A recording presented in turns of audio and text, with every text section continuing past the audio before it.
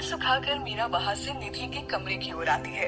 रघु कमरे की सफाई कर चुका था। निधि अपने और मीरा के लिए कॉफी ले आई और उसे लेकर अपने कमरे में आई। मीरा ने देखा कमरा बहुत खूबसूरत था। बड़ा सा गद्देदार बिस्तर जिस पर फूलों वाली बेडशीट बिछी हुई थी।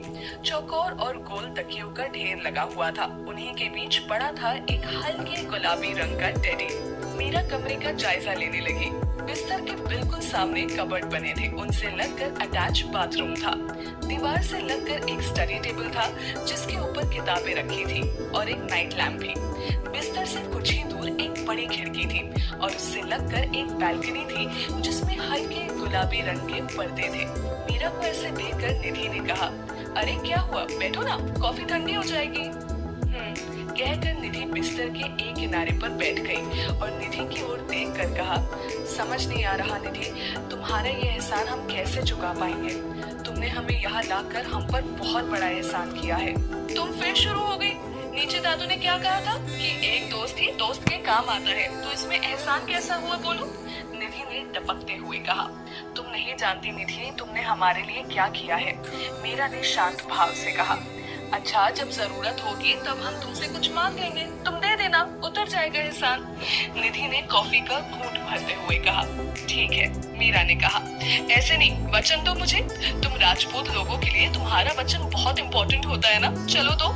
निधि ने हाथ आगे करते हुए कहा। मीरा ने उसके हाथ पर अपना हाथ रखा और कहा, हम वचन देते हैं, तुम जो मांगोगी हम देंगे। निधि मुस्कुराते हुए मीरा के गले लगी और कहा, तुम खुश रहो, इससे ज्यादा मुझे कुछ नहीं चाहिए। मीरा भी मुस्कुरा दी। निधि ने वहीं बैठे बैठे मीरा को घर वालों के किस्से सुनाना शुरू किए। चलो मैं तुम्हें सबके बारे में बताती हूँ। सबसे पहले दादाजी के बारे में। दादू एकदम मस्त इंसान है। मैंने कभी भी उनको गुस्सा करते नहीं देखा, हमेशा हंसते मुस्कुराते रहते हैं। सबसे ज्यादा प्यार दादी माँ को करते हैं। जानती हो, उस जमाने में भी दोनों ने लव मैरिज की थी। हाउ रोमांटिक ना। दादी माँ कोलकाता से है, इसीलिए साल में एक बार दादा दादी वहाँ जरूर जाते हैं एज अ लव बर्ड्स। हंसने लगती है निधि। इस उम्र में भी उन दोनों के बीच इतना प्यार है। सच में दादी माँ बहुत लकी है, मीरा ने कहा। निधि मुस्कुराई और कहने लगी, हाँ बिल्कुल। उन दोनों के बाद मम्मी पापा है। पापा तो हर वक्त काम में बिजी रहते हैं और मम्मा पापा की जरूरतों का ख्याल रखने में बिजी रहती है। जब घर में हो तब भी और ऑफिस हो तो फोन करके उन्हें खाने दवाइयों के बारे में याद दिलाती रहती है। निधि रुकी और मीरा की ओर देखकर कहा, पता है मीरा, मम्मा पापा ज्यादा बात नहीं करते, फिर भी मम्मा को पता होता है कि पापा को किस वक्त क्या चाहिए। इंटरेस्टिंग ना, क्योंकि उन दोनों में ढेर सारा प्यार है। मीरा ने निधि की बातों में दिलचस्पी दिखाते हुए कहा, हाँ उसके बाद अर्जुन भैया बिल्कुल तुम्हारी तरह है, शांत, आदर्शवादी और चुप रहने वाले। उन्हें शोर शराबा बिल्कुल पसंद नहीं है।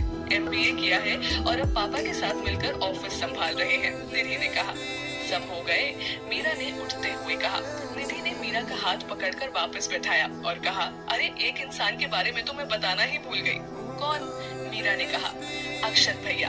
दुनिया के 8वें अजूबे कहो तो गलत नहीं होगा।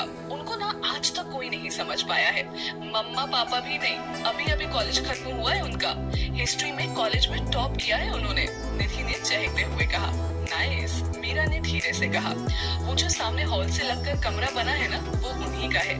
उस साइड कोई नहीं जाता, उनका कहना है वो उनका हिस्सा है। पागल है वो, अपने ही घर में क्या अपना क्या पराया। निधि ने कहा। मीरा की आंखों के आगे वो नेम प्लेट आ गई जिस पर लिखा हुआ था, अक्षत व्यास, अ कॉम्प्लिकेटेड बॉय। मीरा को अब इस शब्द का मतलब समझ आ रहा था। अक्षत से उसका सामना कैसे होगा ये वो नहीं जानती थी, पर इतना जान चुकी थी कि वो बाकी घर वालों से अलग ही था।